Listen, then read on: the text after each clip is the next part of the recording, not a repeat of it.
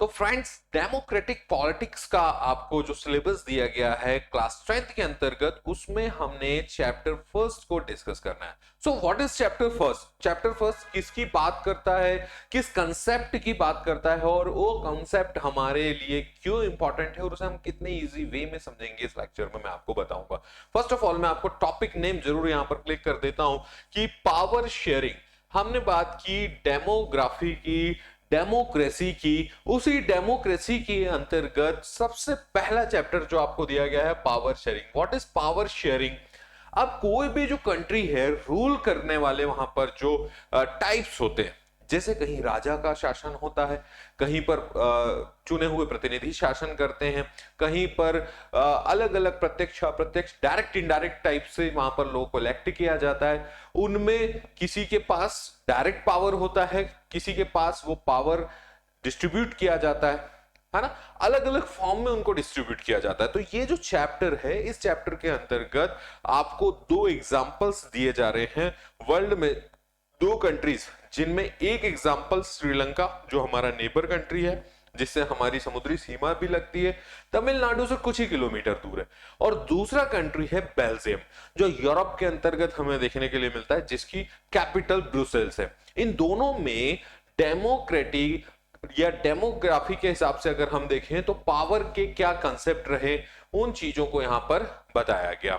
अब वो आपको क्यों पढ़ाया जा रहा है? तो किसी भी देश के लिए पावर डिस्ट्रीब्यूशन सिस्टम कैसा होना चाहिए, उसमें लोगों का रिप्रेजेंटेशन किस हिसाब से होगा, डिसीजन मेकिंग कैसी होगी, अगर हम एक्स को अडॉप्ट करते हैं तो उसके क्या रिजल्ट होंगे, वाई को अडॉप्ट करते हैं तो क्या रिजल्ट होंगे, इंडिया में किस प्रकार का सिस्टम है, इटीसी इस चैप्टर में आपको दिया गया। थोड़ा सा मैं आपके समक्ष बुक को यहां पर प्रेजेंट कर देता हूं कि with this chapter we resume the tour of democracy that we started last year आपने डेमोक्रेसी से जुड़े पॉइंट पढ़े हैं।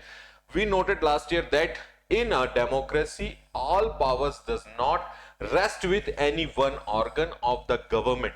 ये कहना ये चाह रहा है कि हमने पिछले साल ये चीज पढ़े कि भैया किसी भी एक पर्टिकुलर ऑर्गन, सोसाइटी, बॉडी या किसी भी एक पर्टिकुलर संस्था तक वो लिमिटेशन पावर की नहीं रहना चाहिए, उसका डिस्ट्रीब्यूशन होना चाहिए, शेयरिंग होना चाहिए आगे लेवल पर। जैसे हम इंडिया की बात करें तो इंडिया में कैसा पावर सिस्टम है, सेंट्रल गवर्नमेंट, सेंट्रल गवर्नमेंट के बाद हमारे स्टेट गवर्नमेंट से, फिर लोकल बॉडीज है, नगर पंचायत, नगर निगम, ग्राम पंचायत, जनपद पंचायत, जिला पंचायत, जैसे एटसेट्रा एटसेट्रा। अलग अलग कंट्रीज के अलग अलग कंसेप्ट है। इस चैप्टर में जो दो कहानियां आपको दी गई हैं, बेल्जियम और श्रीलंका की, वो मैं आपको बताऊंगा। तो फर्स्ट चैप्टर ये कह रहा है, अब ये कहानी स्टार्ट होती है बेल्जियम एंड श्रीलंका के केस में। तो बेल्जियम और श्रीलंका का केस में आपको सीधा मैप से समझाता हूं जो आपको बुक में मेंशन किया गया। सबसे पहले हम बेल्जियम की बात करते हैं। तो बेल्जियम में क्या हुआ कि जब बेल्जियम में कॉन्स्टिट्यूशन बनाने की बात हुई या पावर की बात हो रही थी, तो बहुत सारे कॉन्फ्लिक्ट्स पैदा हो रहे थे, और वो कॉन्फ्लिक्ट्स क्यों हो रहे थे उसका रीजन इस मैप में हमें दिखाई देगा। अभी मैप क्या कहता है, सबसे पहले आप देखिए कि यहां पर ये जो येलो पार्ट है, जिसको कि हम नॉर्दर्न या उत्तरी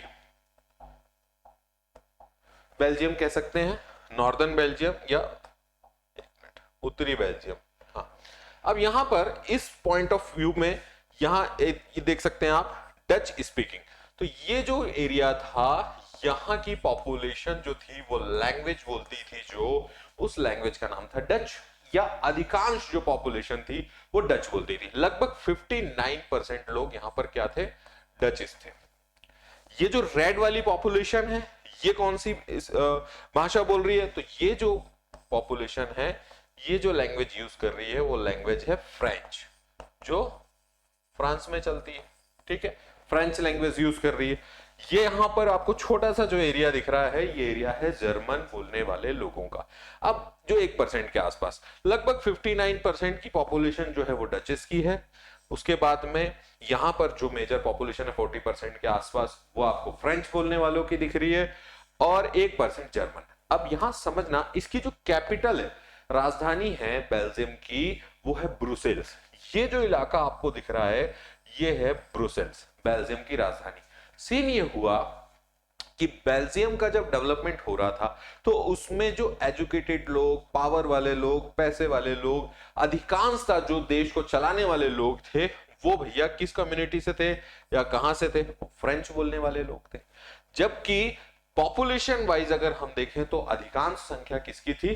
डचेस की थी। इसके अलावा ये केस छूट रहा है, जो कैपिटल थी, राजधानी, कैपिटल में केस उल्टा हो गया। कैपिटल के अंतर्गत ब्रुसेल्स में 80% पॉपुलेशन जो थी वो इन फ्रेंच लोगों की थी, जबकि 20% डचेस लोगों की। तो यहां क्या हुआ कि बहुत सारे कॉन्फ्लिक्ट्स पैदा होना स्टार्ट हुए। अब इसी कॉन्फ्लिक्ट्स की बात यहां चैप्टर के अंतर्गत की गई है। अगर हम बेल्जियम की बात करें तो बहुत छोटा सा देश है यूरोप के अंतर्गत, जैसा हमारा आज का हरियाणा आप देख सकते हैं इंडिया में, उतने लेवल का देश है।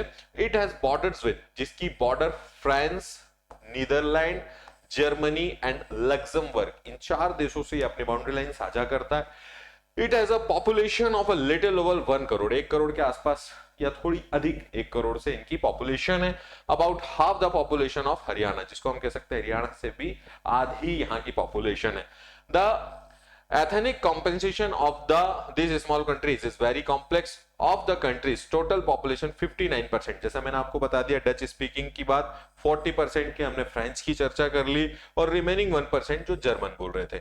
फिर मैंने आपको कैपिटल जो ब्रुसेल्स है, ब्रुसेल्स में 80% रिप्रेजेंटेशन किसका था? फ्रेंच वालों का, और 20% रिप्रेजेंटेशन था डच वालों का।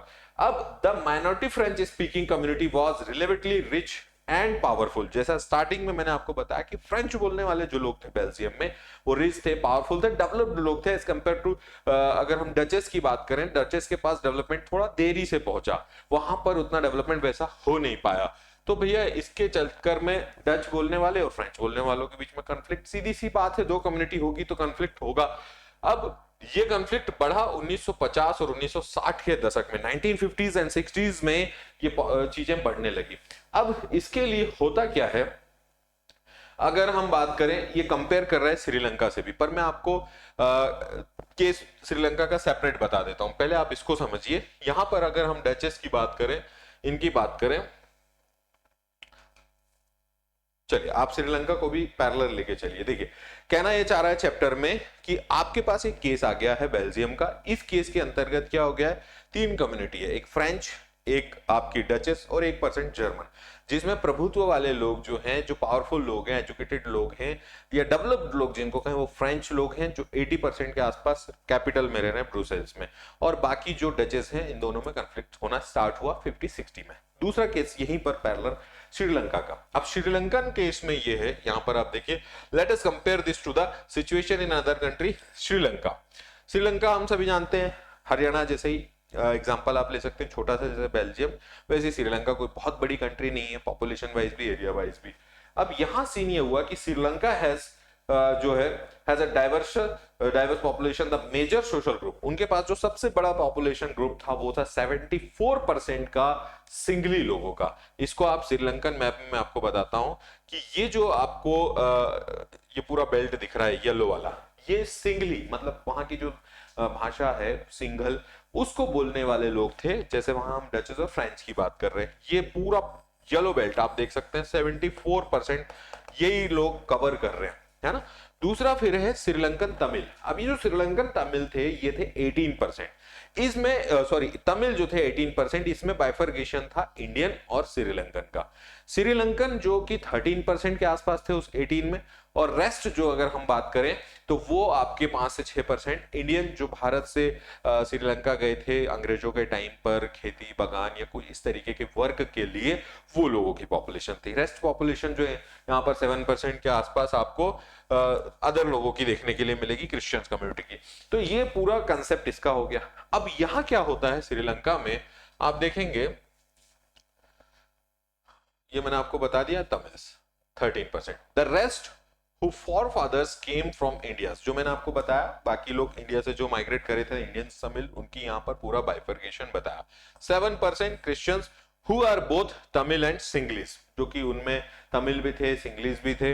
फिर just imagine what could happen in situations like this. अब दो सिचुएशंस आपको दे दी गई है, बेल्जियम की सिचुएशन जो डचेस और फ्रेंच के कंसेप्ट में, और इधर तमिल और आपका सिंगली के कंसेप्ट में श्रीलंका की सिचुएशन। अब बेल्जियम ने क्या किया और श्रीलंका ने क्या किया और इसके दोनों के रिजल्ट्स क्या हुए, इसी को कुल मिलाकर इस चैप्टर में समझाने की बात किया जा रहा है।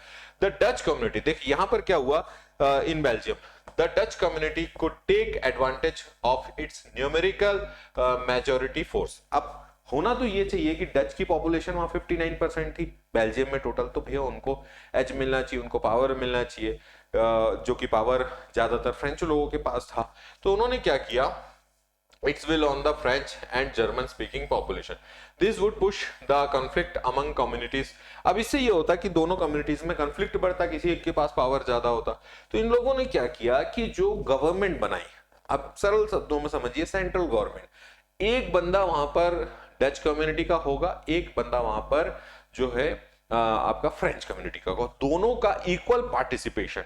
सेम कंसेप्ट स्टेट गवर्नमेंट में, और उसके बाद उन्होंने सेपरेट गवर्नमेंट्स बनाई। जो तीसरा इसमें पॉइंट आता है, जैसे कि जो उनके डेवलपमेंट के लिए, डचेस के लिए डचेस के डेवलपमेंट के लिए कार्य करने वाली, फ्रेंच के लिए फ्रेंच के लिए कार्य करने वाली, इस तरीके से उनकी सेपरेट बॉडीज भी बना दी। अब यहां कंसेप्ट को आप समझिए कि श्रीलंका ने क्या किया। अब वहां तीनों चीजें जब बना दी गई तो उसके बाद कभी आपको वहां विवाद देखने के लिए नहीं मिला। ये थोड़ा कठिन जरूर था टेक्निकली अगर हम बात करें बेल्जियम में, लेकिन ये प्रयोग बहुत इफेक्टिव हुआ कि इक्वल पार्टिसिपेशन कर दिया गया, डिसीजन मेकिंग में इजी होने लगी चीजें, और उसके बाद में कभी कोई इशू नहीं देखने के लिए मिला। यही रीजन रहा कि यूरोपियन यूनियन का जो हेडक्वार्टर है उसको भी बेल्जियम के कैपिटल ब्रुसेल्स के अंतर्गत रखा गया, और वहां उन्होंने हेडक्वार्टर खोला, ओपन किया। ये कहानी ये कह रही है, कहानी क्या हिस्ट्री है। अब श्रीलंका में क्या हुआ, तो श्रीलंका में ये हुआ कि the leaders of the singly community sought the secure dominance over government। अब वो जो 74% सिंगली थे उनका पूरा डोमिनेंस था, उन्होंने अपनी कम्युनिटी को प्रमोट किया। वो जो बुद्धिस्ट कम्युनिटी को फॉलो करने वाले लोग थे उनको प्रमोट किया, उनके हितों के लिए कार्य किया और उनके पूरे डेवलपमेंट पे जोर दिया।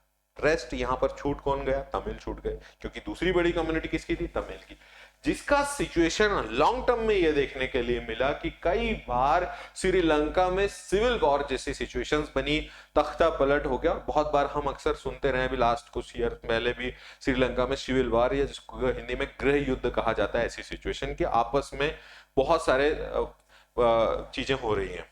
ये चीज हमें ये बताती है कि श्रीलंका का ये जो मॉडल था, जिसने एक ग्रुप को लेकर चला, उसको पावर दिया। अब यहां एग्जांपल समझिए कि सिंगली व्यक्ति है और तमिल व्यक्ति है, गवर्नमेंट जॉब के लिए दोनों अप्लाई कर रहे हैं, प्रायोरिटी किसको है, सिंगली व्यक्ति को है। अब यहां अन्याय किसके साथ हो गया, तमिल के साथ। तो ये सिचुएशन ना हो, इसीलिए हर एक पीपल जो देश में रह रहा है उसे इक्वल ट्रीट किया जाए, इक्वल उसको समझा जाए जो देश का सिटीजन है। तो वहां बेल्जियम जो है वो सक्सेस रहा और उसने उस कंसेप्ट को लागू किया, और उसके बाद वहां कोई इशू देखने के लिए नहीं मिलता। तो ये जो कहानी आपको दी गई है, इसी से जुड़े कुछ क्वेश्चंस आंसर भी आपको यहां पर पूछे जाएंगे।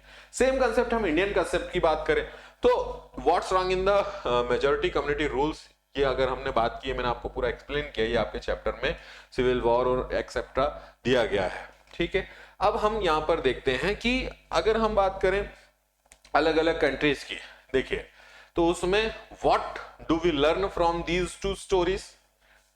Belgium and Sri Lanka both are democratic, yet they deal with the questions of power sharing differently.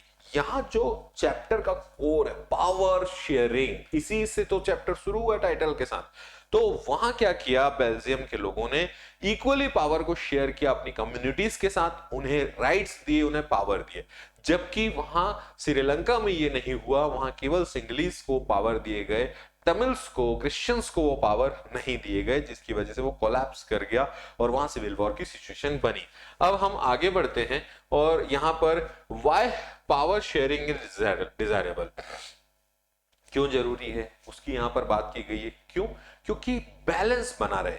अगर मान लेते हैं कि एक 100 लोगों का समूह है जो एक देश है, या हमारा हिंदुस्तान, हम एग्जांपल ले लेते हैं 140 करोड़, इसमें केवल एक ही व्यक्ति है या एक ही संस्था ऑर्गेनाइजेशन है जिसको पूरे डिसीजंस लेने, उसके ऊपर कोई नहीं हो सकता, उसको क्रॉस करने के लिए कोई नहीं हो सकता। तो आप इमेजिन करें कि सिचुएशन कैसी होगी। अब हम स्टेट गवर्नमेंट चुनते हैं, हम लोकल बॉडीज को चुनते हैं, हम सेंट्रल गवर्नमेंट चुनते हैं, जुडिशरी अपना काम करती है ना, लेजिस्लेटिव अपना काम करती है, एग्जीक्यूटिव अपना काम करती है। तो ये पूरी डिफरेंट बॉडीज हैं जो एक दूसरे को बैलेंस करती हैं, नियंत्रण करती हैं एक दूसरे पर, और एक हेल्दी डेमोक्रेसी बनाती है। भारत में ऐसी स्थिति क्यों नहीं बनी? उसका कारण भी यही पावर शेयरिंग है, क्योंकि हमने पावर का क्या किया, डिसेंट्रलाइजेशन किया। ऊपर से नीचे की ओर डिसेंट्रलाइजेशन भारत में आपको देखने के लिए मिलता है। अब इसमें एक और कहानी है खलील की। खलील की कहानी है जिसको कि विक्रम और बेताल के कंसेप्ट से समझाया गया। ये कहानी बड़ी रोचक है, इसको आप सुनिए। As usual Vikram was driving the motorbike under a wall of silence and Betal was the जो है उनके बैक राइडर पीछे बैठे होते हैं। अब हम Betal, as usual Betal starting telling Vikram a story. अब इन्होंने क्या किया, बेताल ने फिर एक कहानी सुनाना शुरू किया विक्रम को। कहानी क्या है? कहानी कहती है खलील के बारे में, समझिएगा। In the city of Beirut there lived a man called Khalil. Beirut में एक खलील करके व्यक्ति रहता था। अब जो खलील करके व्यक्ति था, इसके केस में उन देशों में ये सब चीजें आम बात है, कॉमन है। इसके जो पेरेंट्स थे ये डिफरेंट डिफरेंट कम्युनिटी के थे, माता अलग थी और फादर अलग थे। तो his father was Orthodox Christian, पिता कौन हो गए? क्रिश्चियन, मदर हो गई सुन्नी मुस्लिम। अब एक पिता मुस्लिम हो गए और मदर मुस्लिम हो गई और पिता क्रिश्चियंस हो गए। This was not so uncommon in this modern cosmopolitan capital Beirut. ये बहुत कॉमन चीज थी, वहां कोई बहुत दिक्कत वाली बात नहीं थी। दे लिव टुगेदर, एक साथ रहते थे, कोई दिक्कत की बात नहीं थी। लेकिन कभी कभी जब इस तरीके की दो कम्युनिटीज, तीन कम्युनिटीज होती हैं, उनमें आपसी विवाद होते हैं, लड़ाइयां होती। भारत में भी ऐसा होता है कई बार। At the end of this civil war, वहां पर हुआ, Lebanon leaders came together and agreed to some basic. वहां लेबनान की यहां पर बात हो रही है। तो लेबनान के जो आपस में मसले होते थे, जिसमें कि मुस्लिम्स हैं, क्रिश्चियंस हैं, वहां रहने वाले सुन्नी शिया और क्रिश्चियन ये लोग, तो इनको रिप्रेजेंटेशन के लिए उन्होंने एक एग्रीमेंट किया कि यार साथ में आते हैं, लड़ने से कोई मतलब नहीं है, हम लोग साथ में डिस्कस करते हैं और कुछ चीजों पर सहमति बना लेते हैं। अब क्या सहमति हुई? एट द एंड ऑफ इस सहमति की बात हुई रूल्स ऑफ पावर शेयरिंग। यहां पर भी पावर शेयरिंग हुआ। अब इसमें अमंग डिफरेंट कम्युनिटीज, जो वहां पर डिफरेंट कम्युनिटीज थी, जिन तीनों की हम बात कर रहे हैं, द कंट्रीज प्रेसिडेंट, वहां के जो प्रेसिडेंट होंगे, must belong to the Maronite sect of Catholic Christians. जो कैथोलिक क्रिश्चियंस होंगे उन्हीं कम्युनिटी में से प्रेसिडेंट बनाया जाएगा, हमेशा का रूल है। The prime minister must be from the Sunni Muslim. Prime minister जो होंगे वो आपके कौन सी कम्युनिटी से होंगे? वो होंगे आपके सुन्नी मुस्लिम कम्युनिटी से। The post of deputy prime minister is fixed for Orthodox Christian secretary and that the speaker of Siya Muslim, speaker होगा जो वो सिया मुस्लिम्स का होगा। ऐसे करके बैलेंस हो गया। अब इसका परिणाम क्या हुआ? यहां पर आप देखिए, the Christians agreed not to seek French protection. यहाँ क्रिश्चियंस ने बोला कि हम फ्रेंच का प्रोटेक्शन नहीं लेंगे, अपन मिलके रहते हैं, कोई दिक्कत नहीं, हम भी भारी सपोर्ट नहीं ले रहे। और मुस्लिम एग्री हुए कि हम सीरिया के साथ नहीं जा रहे हैं। या आपसी सामंजस्य बन गया और बेहतरीन ये रहने लगे। अब यहां पर बात होती है खलील की। तो जो खलील की कहानी चल रही है, खलील को ये सिस्टम समझ नहीं आता। खलील बोलता है he is a popular man and political ambition. उसको आगे राजनीति में जाना होता है, वो देश का शीर्ष पदों पर टॉप लीडरशिप में जाना चाहता, but under the present system उसको ये सिस्टम जो है वो एक्सेप्टेबल नहीं होता। The top position is out of his reach. He does not practice either his father or his mother religion। मतलब उसके फादर जो कि क्रिश्चियंस होते हैं और उसकी मदर सुन्नी मुस्लिम होती, दोनों के रिलीजन को वो मानता नहीं है। वो अपने हिसाब से निश्चिंत होकर जीता, कोई उसको चीजों को फॉलो नहीं करता, एथिस्ट टाइप उसको आप कह सकते हैं। He cannot understand why Lebanon can't be like any other normal country। वो कहता है कि भैया लेबनान दूसरे देशों की तरह क्यों नहीं हो सकता कि सभी लोग आए। उसका मानना कुल मिला के है कि एक मुस्लिम व्यक्ति बना दिया, एक सिया बना दिया, सबके लिए पोस्ट फिक्स कर दी, क्रिश्चियन बना दिया, उसका एक ही सभी पोस्ट के लिए सभी अप्लाई करें और सभी लोग उनको चुने और जो जिसको वोट मिलेगा वो जीतेगा। ये इसका कुल मिलाकर कंसेप्ट है कहने का। अब इसमें आपसे जो पूछा जा रहा है, एक्सेप्ट किया जा रहा है, if you have an answer in mind and yet don't speak up. तो यहां पर आपसे बात जो करने की कोशिश की गई है इस स्टोरी के माध्यम से कि खलील का ये सोचना क्या सही है क्या गलत है, और आप इस पॉइंट ऑफ व्यू में क्या सोचते हैं। हमने 3 कहानी आपको बता दी, एक तो बेल्जियम की, एक श्रीलंका की, जो आपको चैप्टर में दिए गए हैं कि वहां पर शांति बनाने के लिए, बैलेंस पावर शेयरिंग के लिए क्या किया गया। सेम कंसेप्ट हमने यहाँ पर लेबनान का भी देख लिया। अब यहाँ खलील जैसा एक व्यक्ति दिमाग लगा रहा है कि यार ऐसा नहीं होना चाहिए मेरे हिसाब से। इसी के अकॉर्डिंग आपको चैप्टर्स में क्वेश्चन आंसर किए गए हैं कि आपके पॉइंट ऑफ व्यू के हिसाब से क्या होना चाहिए। बेल्जियम और श्रीलंकन केस में आपने क्या सीखा, आपको मैच द कॉलम टैली दी गई है कि डिस्ट्रीब्यूशन सिस्टम किस तरीके का होता है, ये एक्सेट्रा एक्सेट्रा। अब मैं कुछ आपको बेसिक्स बता देता हूं जो क्वेश्चंस पूछे जा सकते हैं कि पावर डिस्ट्रीब्यूशन सिस्टम, जहां पर फेडरल सिस्टम, जैसे कि हम बात करें कि संघीय ढांचे की अगर मैं बात करूं, इंडिया में, India is a union of state, Bharat राज्यों का संघ है, कि यहाँ बहुत सारे कलेक्टिव स्टेट्स हैं और उन राज्यों का एक ग्रुप है और वो केंद्र के अंतर्गत आता है, यूनियन के अंतर्गत आता है। पावर हमारे यहाँ जो झुका हुआ है वो सेंट्रल की ओर है, लेकिन स्टेट गवर्नमेंट भी हम चुनते हैं, स्टेट गवर्नमेंट को कुछ पावर्स अलग अलग दिए गए हैं। लोकल बॉडीज जो म्यूनिसिपैलिटीज वगैरह होती हैं, जनपद पंचायत, जिला पंचायत, ये सब होती हैं, उनको पावर्स दिए गए। कुछ अदर कंट्रीज में, जैसे अगर हम बेल्जियम का उदाहरण लें, तो वहां पर सेंट्रल गवर्नमेंट, स्टेट गवर्नमेंट और जो कम्युनिटी गवर्नमेंट है उसको फॉर्म किया गया। कम्युनिटी गवर्नमेंट, सेंट्रल स्टेट तो आपको समझ में आ गया। कम्युनिटी गवर्नमेंट की बात जैसे कि फ्रेंच के लिए, जैसे कि डचेस के लिए, एक्सेट्रा एक्सेट्रा। ठीक है, इस तरीके के कंसेप्ट होते हैं जो आपको क्वेश्चन आंसर में आएंगे। आई होप ये लेक्चर आपको हेल्पफुल होगा। आप जब स्टोरीज को एक बार रीड करेंगे इस लेक्चर को सुनने के बाद, तो आपके कंसेप्ट क्लियर होंगे। नेक्स्ट लेक्चर में मिलेंगे नेक्स्ट टॉपिक के साथ। Thank you so much, have a nice day.